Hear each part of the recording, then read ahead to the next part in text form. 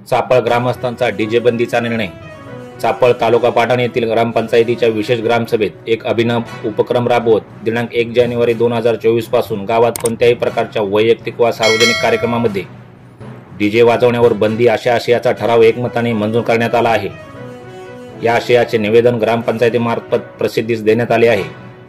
गावातील आबालवृद्ध, रुग्ण, गरोदर महिला तसेच लहान मुले यांच्या आरोग्यासाठी तसे आकस्मिक होणाऱ्या दुर्घटना, वादविवाद टाळणे व सामाजिक सलोखा राखणे यासाठी गावात डीजे बंदीचा निर्णय घेण्यात आला आहे।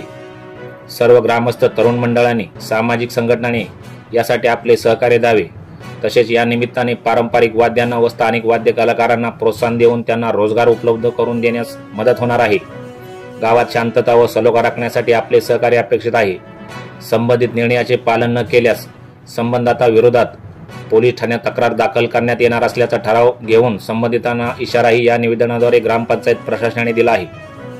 कोणतेही धार्मिक कार्यक्रम असला तरी पारंपरिक पद्धतीचे वाद्य न वाजवता तरुण वर्गाला डीजे हवेच असतो।